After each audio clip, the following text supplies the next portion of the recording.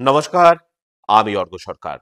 কলকাতার সেরা HR consultancy তথা ফ্রি জব এজেন্সি রিক্রুটমেন্ট মন্ত্রার তরফ থেকে আজকে আমি আপনাদের সামনে যে আর্জেন্ট ভ্যাকেন্সিটি নিয়ে আলোচনা করব সেটি আমাদের leading conglomerate client company Sanjeevani গ্রুপের জন্য।